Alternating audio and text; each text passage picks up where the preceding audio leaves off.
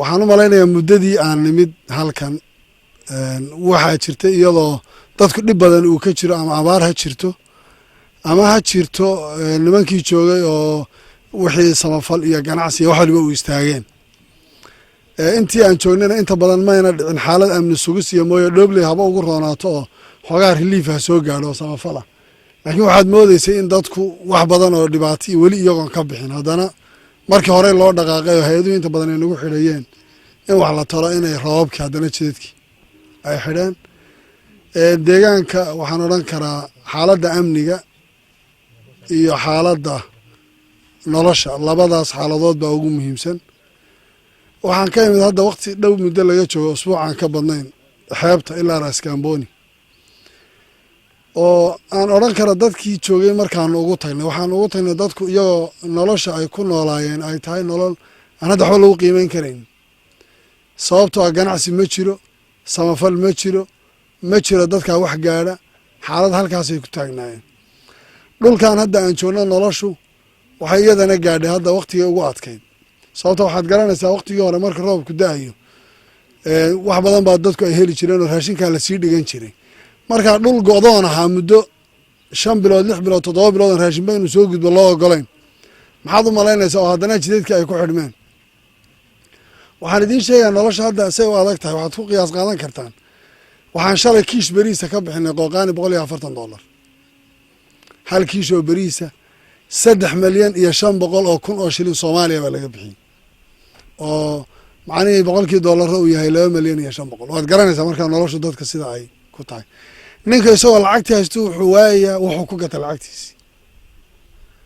waan odhan lahaa in dadkaas bal lala soo gaadho wixii mucaawinada loo samayn karay haddii la helo diyaarado inay wax daadin karaan haddii la helo sababtoo wixii raashinkii iman lahaa intaasoo bilood ka hor nimankan aan la dagaalamayna dhibka badan baa dadka u diiday oo qofku ganacsigiisii dee xukuma helayo waxba ma jiraan taa waxaan is leeyahay waa xaaladda nololeed oo qiyaas waxaa idinku filan intaas wax suuqa ma jiro ganacsi xori ma jiro xoolihii dadku nin walba meel siduu ula cararayay sababtoo nin hal neef lahaa halkii neef zaka looga qaatay aad maqlaysa leeyahay zaka halkii neef u baxay aan hadda dhibaatadaa kama hadlayno laakiin waxaan ka hadlaynaa maanta marxaladda dadku ay ku jiraan waa halkaas kareetada raashinka ka soo qaada waxyaalaha hadda ugu badan kareetooyin baa tuulooyin aad u fogfog ka soo qaada oo kiishkii laga yaabo inay ku soo qaadaan 400 kun oo shilin Soomaali 4 kiish bay ku qaadi 400 kun bay 30 kilomitir ka yar ku qaadaysa dadka dhibkaas haysta waxay kaliftay markaa ciidan ahaan wixii la heli karayay hadda maalin dhaweed qolada militariga Kenya waxay halkan ka bixiyeen raashin ay dhobley siinayeen oo ahaa raashinka ciidanka loogu talagalay inay wuxuun dadka kala qayb qaataan waan odhan lahaa qoladiinan ra-iisul wasaaraha ku-xigeenka iyo wasiirada iyo nimankan saraakiisha booliska ee TFG wax badan baa baashi fallaadh isgilgilasho idinkagama hadhayse dadkan mas-uuliyad baa idinka saarayd oo qayla dhaan ba idinku leedahay arrintu inay soo fido gobollada gaadho oo wixii dadkan loo qaban karay wixii la caban karaya la sheego waxay la tahay waa muhiim waa idin taala waa maanta waa maalintiini fursadda idinkaas kale dadkan idinka idin sugan hadda waxaa in badan hadda la isweydiinayay wafdi baa imanayo maxay dhaqaalo wadaan oo maxay keeni doonaan oo maxaa bal dadkii dhibaataysnaa ay ka qaban doonaan malaha waad la noqon doontaan iyo waxaad wadaan baan arki doonaa laakiin qaayaha waxaan uga jeedaa xilku idinku idin saaran yahay baashu ka warwareegis ma laha duruufta dadkuna bimacna alkalima waxaan idiin sheegayo waxaan practical u soo arkay ninka hadda jooga xeebta ugu shaysa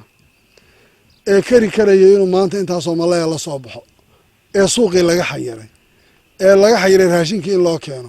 oo meel waxu iibgeysta uuna jirin muxuu ku noolaanaya ninka halkan jooga loodii abaari ka dhammaysay oo ganacsigii shabaab u diideen oo haddana roobkii jidadka ku xidhay waad garanaysaa xaaladdiisu say tahay waxaan odhan karaa anigu dadkan alxamdulilah roob baa da-ay waa la doogsaday indhuhu aad bay u waxaysan yihiin waxaa hadda ka mid ah hadalladii ra-iisul wasaare ku-xigeenka in magaalada lasoo maro meelihii saldhigga booliska iyo ceelashii way ficnaan lahayd laakiin away magaalo kuu nool baa soo wareysan lahayd biyuhu halkaasay kuu jiraan haddaad dabaalanaysa diyaar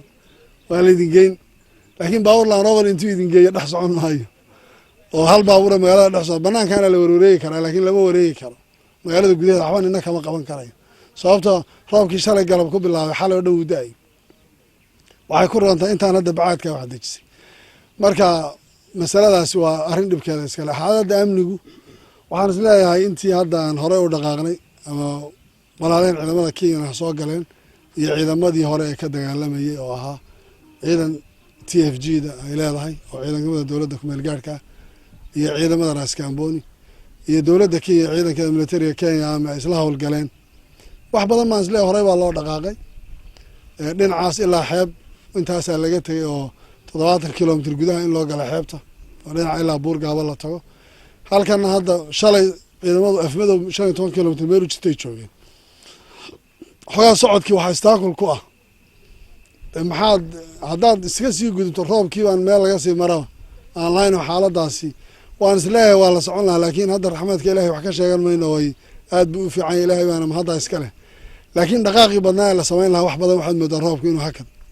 inuu geliyay inta gacanta lagu hayana xaaladda amnigu way iska fiican tahay haddii marmar la sheego wadaa la galay nin tawar waayay baa wadooyinka galay idinka waxaan qubta idinku haysata marka taasi ma aha wax hadda la kontrooli karayo waa xaaladu nafla caarinima la yiraahdaa laakiin waxaan isleeyahay shabaab way ka baxeen wixii hadda ka dambeeyay wixii la yeeli lahaa unbaa muhiimadda ugu saleysan ay tahay midda labaad annagu ka siyaasad ahaan iyo askari ahaan iyo talagalka deegaankan iyo ciidamadan ka dagaalamaya markii ugu horeysay aan ka wada hadalay aan isu sheegnay idinka dawladdan aan idin gudbinay waxay ahayd wadankan laba marxalo weeye marxalad waa in nimankan horta wadanka laga saaro boqolka cadowga wadanka laga xoreeyo cadowga wadanka markii laga xoreeyo kadib haddana waxaa la geli karaa maamul dhisid iyo dadku inay helaan khiyaarkooda waxaan isleeyahay muddooyin badan dadkaani maynan helin waxa ay iyagu doonayaan ama iraadada iyagu ay rabaan iyo isaga wuxuu rabaan taa markaa waxaan isleeyahay wax badan waxaan aad u soo dhaweynaynay in dhulku dadku bal inta iyagu isu yimaadaan inay tuulo walba odayaasheeda iyo dhaqankeeda iyo isu yimaadaan oo dadku iyagu ay ka tashadaan wixii masiirkooda iyo qaabka u xaysmayaan iyagoo dawladdaas dhexa ku xidhan oo iyada lafteeda mataqaanaa tawjiihaadka iyo ishaaraadka siinaysa wax badanna ay qaadanayaan haddana dadku haddii la isku daro la yidhaahdo xabadda hala riday giraangir hala daba wareejiyo wax badan baa dhibaata ka imanaysa waxaa u badan hadda dhibka jirana waxaa u badan xabaddii waxaa wax badan istaakul ku noqonaya haddii la yidhaahdo hala daba wado siyaasad iyo mooshinno iyo kolba dhibaato iyo hala hor keeno wax badan waxay dib u soo celinaysaa inayna nimankan wadanka ay cimri dheerar iyo wax badan soomaaliduna waad ogtiina waa dad wax badan oo xasaasiyadkoodu iska waxaysan yahay oo fiilay daba wataan maanta reebel tuulo kasta hadda haddii aad tiraahdo systemkeediya kan iyo xusam reebel baa laga tago reebel baa kan laga reebel yani konton mushkiladood baynaan ka baxayn inaan markaa isku dayno dadkan inaan qancino wax badanna aan doonayno odayaasha inaan talada ay lug badan ku lahaadaanoo eldharisku iyagu ay wax badan ka taliyaanoo la hormariyo bal marka hore dagaalka laftirkiisa iyo sidii wax looga qaban lahaa kabacdina waxaan isleeyahay wax badan baa dib loogu soo noqon karaa la samayn karaa aad baan odayaasha iyo idinkaba idinku mahad celinaya waxaan mar kale u mahad celinaya dawladda Kenya oo isleeyahay xaqiiqatan wax badan bay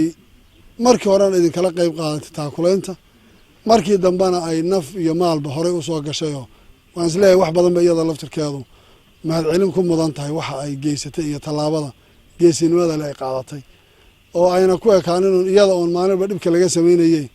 ay sir walba dhibkan idinku iska fogeeya Soomaalida dhibka lagu hayana ka kor qaado inay nagala qayb qaadato iyadana waan u bogaadinayna